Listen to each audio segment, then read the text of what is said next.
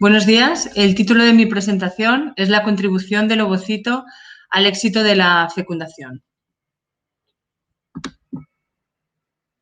No tengo ningún interés comercial, que es lo que aquí pongo en esta diapositiva.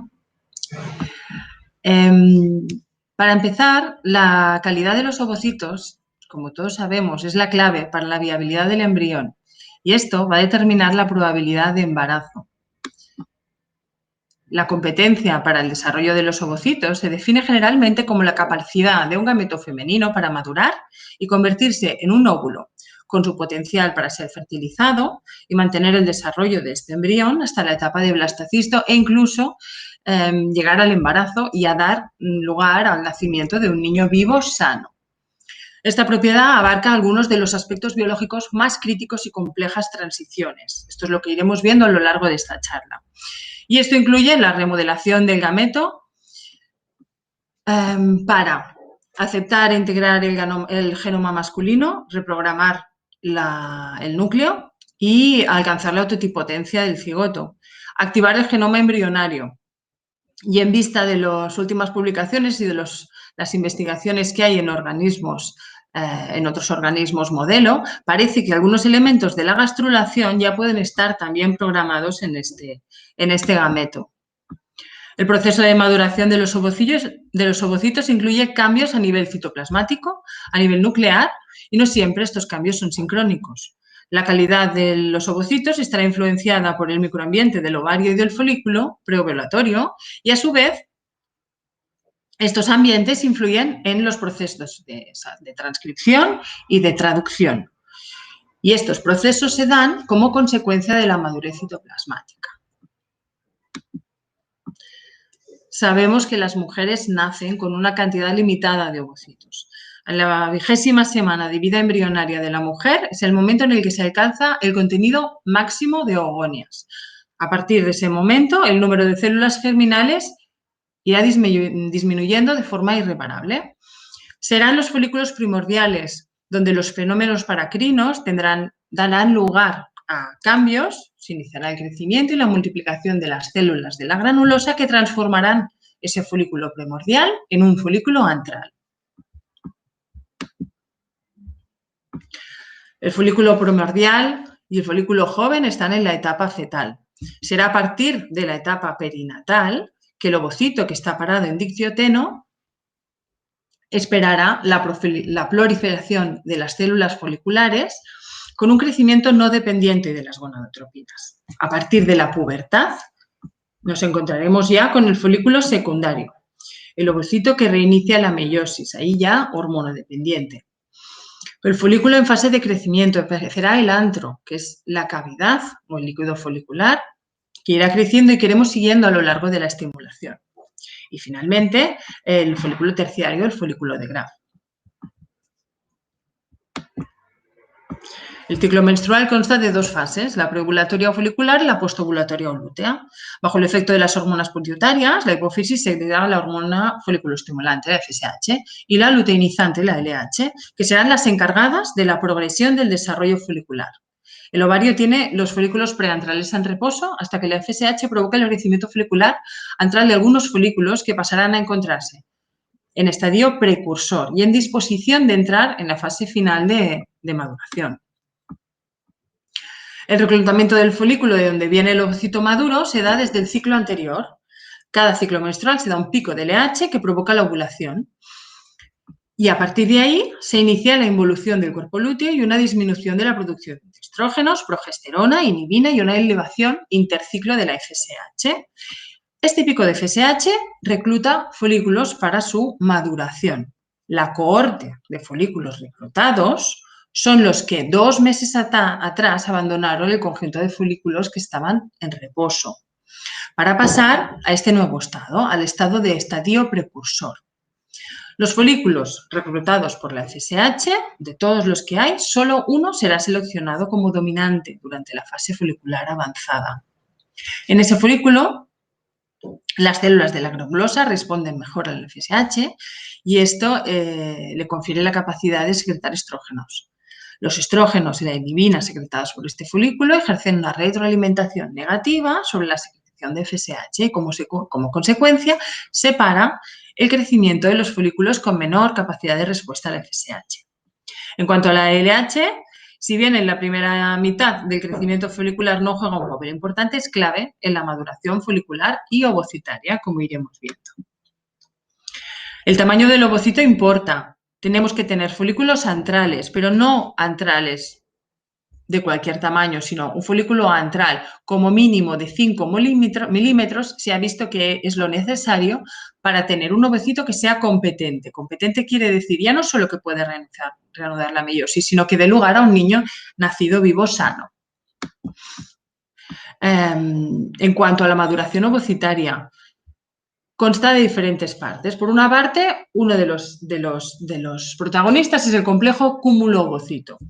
El cúmulo al principio es compacto, las células foliculares son muy activas, con un alto porcentaje de ribosomas y de retículo endoplasmático y rugoso, y hay un estrecho contacto entre las células del cúmulo y el ovocito. A nivel de citoplasma, la distribución de orgánulos alrededor del núcleo, mitocondria, retículo endoplasmático liso y rugoso, los ribosomas, lisosomas, todos se posicionan para empezar una alta actividad transcripcional y la modificación de los gránulos corticales internos. Y a nivel de núcleo de vesícula germinal, recordemos que tenemos a los ovocitos parados en profase 1, el núcleo es de gran tamaño, con una matriz nucleolar poco electrodensa, y las estructuras nucleolares y la heterocromatina se encuentra dispuesta de forma periférica. Bien, en esta figura podemos observar la integración de las funciones del cúmulo ovocito a través de retroalimentaciones locales, dirigidas sobre todo a la traducción del ARN mensajero materno mitocondrial del ovocito. La regulación de esta traducción, el ovocito juega un papel crítico, porque media en la secreción de proteínas y estas se retroalimentan. La LH actúa sobre las células de la granulosa, y estas actúan sobre las células del cúmulo, que a su vez actúan sobre el ovocito. Y el ovocito segrega factores que actúan a su vez sobre estas células.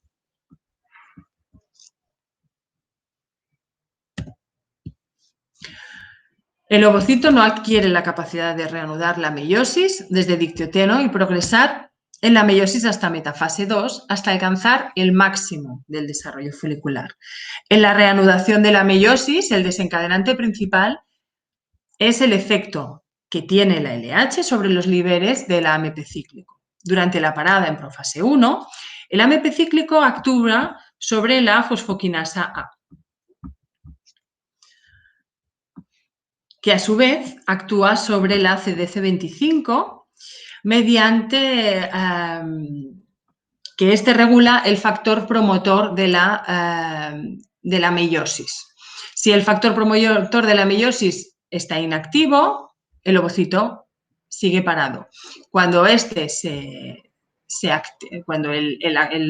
CDC25 deja de actuar, se activa este factor.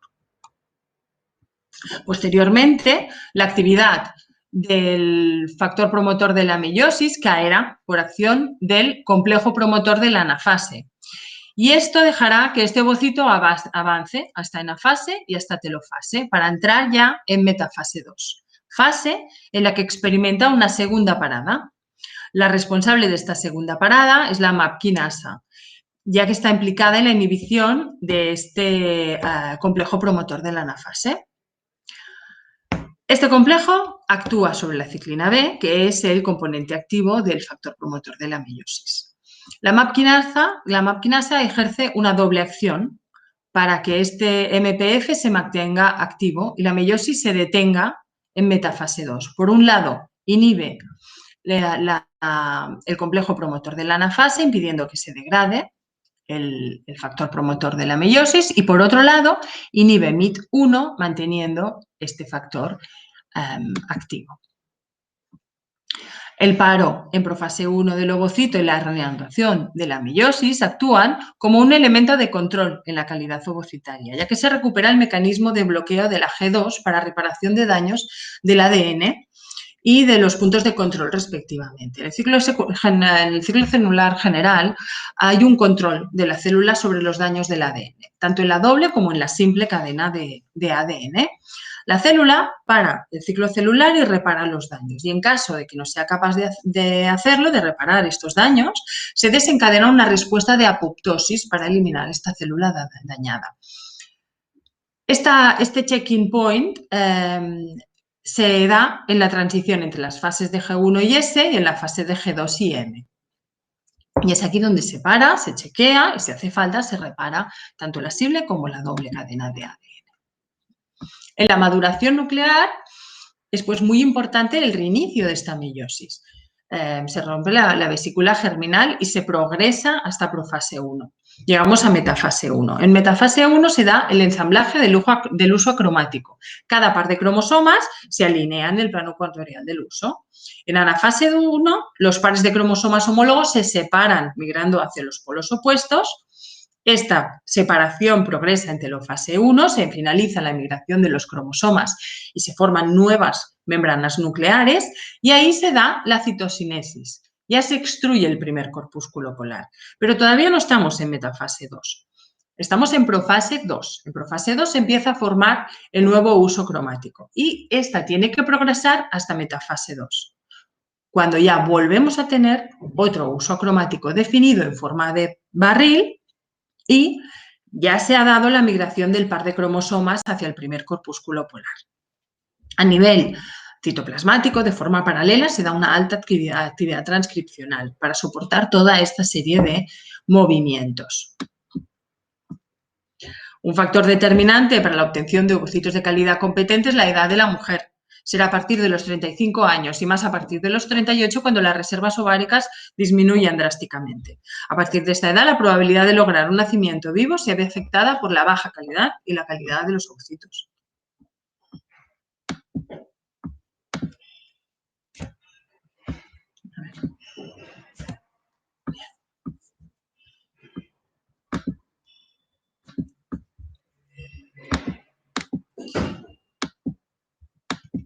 No, perdón.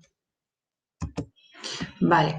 Bueno, en este vídeo que no me acaba de funcionar, disculpad, cedido por Marcus Montag, que corresponde al artículo que publicó en el 2006, se ve como el uso cromático se mantiene, se da la extrusión del primer corpúsculo polar y el uso cromático se mantiene.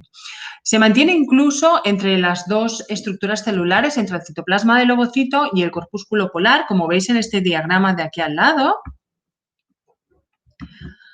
haciéndonos creer, quizás a los embriólogos, que este ovocito ya está en metafase 2, cuando realmente todavía no se encuentra en metafase 2, sino que nosotros como externamente solamente podemos ver la extrusión de este corpúsculo polar, el barril está todavía entre los dos y no se ha completado esta parte de la meiosis y el ovocito en realidad no está en metafase 2. ¿Qué pasa si realizamos el ICSI en ese momento? Hay una alta incidencia de 3 pronúcleos y de 4 pronúcleos. Hemos interrumpido la estructura de este uso y se forman de forma anormal los pronúcleos de la fecundación.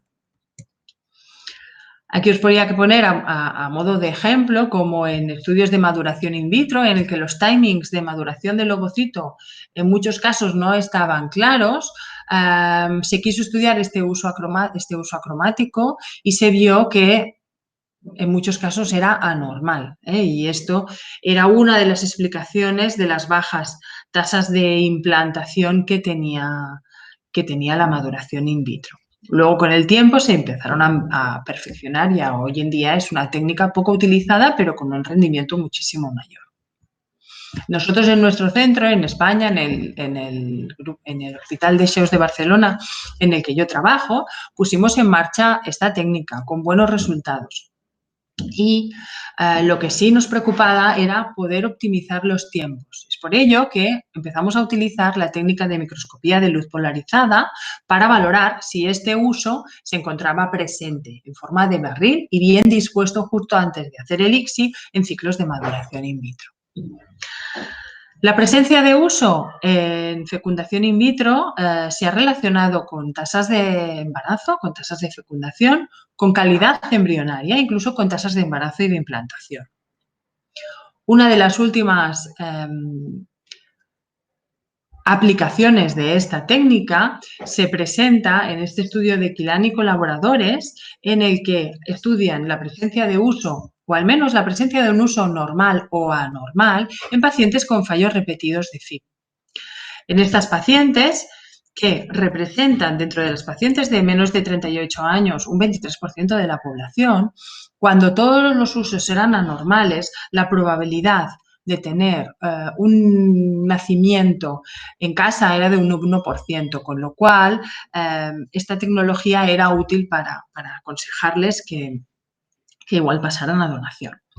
Esta tecnología también nos servía para valorar la zona pelúcida. Estas imágenes tan bonitas de microscopía electrónica muestran cómo estructuras de zona pelúcida aparentemente o a nivel morfológico y óptico y de praxis diaria semejantes, en microscopía electrónica tienen una disposición muy distinta.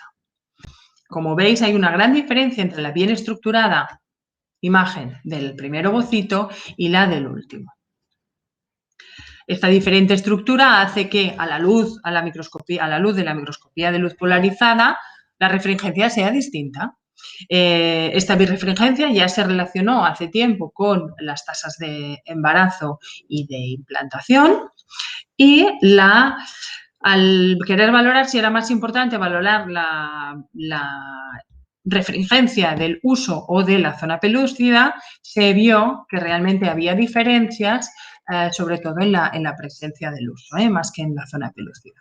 A pesar de ello, varios estudios como estos publicados en 2013 y 2017 encuentran relación en la expresión génica de proteínas de la zona bien conocidas como son la ZP1, 2 y 3, incluso 4, de la zona pelúcida y el grado de madurez de los ovocitos, incluso la retardancia de la zona pelúcida.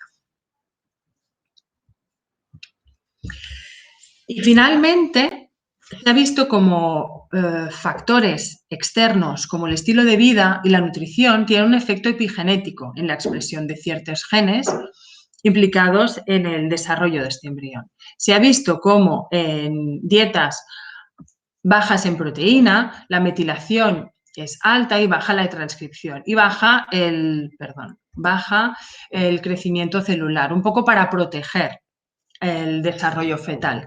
Cuando esto se recupera, el crecimiento celular vuelve a crecer, baja la metilación y aumenta la transcripción.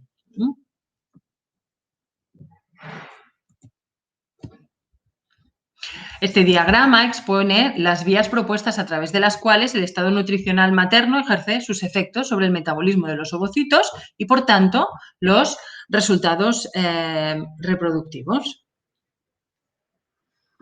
Como veis, varía la función mitocondrial y podemos encontrarnos con defectos en el uso del que hemos estado hablando. Y esto conllevaría disrupciones del metabolismo y aneuploidías en el ovocito y en el embrión, cosa que afectaría a las tasas de reproducción. Como hemos podido ir observando durante toda la charla, existe un control metabólico que tiene un efecto sobre la meiosis, la epigenética y sobre los órganos celulares, sobre las mitocondrias. Los orgánulos celulares, como las mitocondrias y el retículo endoplasmático, varían de posición a lo largo de la maduración citoplasmática, que es tan importante como la nuclear. La disposición varía durante la fecundación y después de la rotura de la vesícula germinal, las mitocondrias formarán un halo alrededor del uso de metafase 1 y el metafase 2 y el Golgi acabará derivando en los gránulos corticales que migrarán de forma centrífuga hacia la periferia. El retículo se asociará con nuevos ribosomas y comenzará a acumular calcio, que estaba libre. Y en la superficie del ovocito se organizarán los filamentos de actina.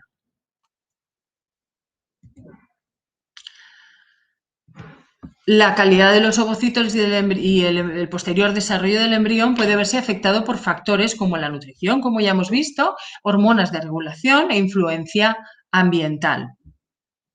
En este estudio se identificaron 56 genes candidatos asociados con la calidad de los ovocitos en varias especies, en algunas de las cuales estaba el hombre, estaba el ratón, y luego se han identificado posibles biomarcadores que se asocian también con la biocompetencia de este ovocito.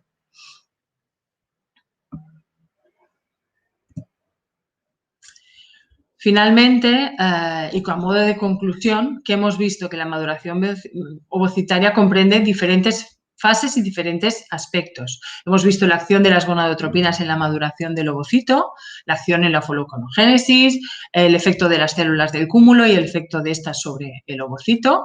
Aquí entrarían las técnicas de reproducción asistida con sus balances de gonadotropinas. La maduración nuclear, importante reiniciar la meiosis y el ensamblaje del uso meiótico y la distribución de los cromosomas. También hemos visto las herramientas que tenemos nosotros para poder valorarlo, como la microscopía de luz polarizada.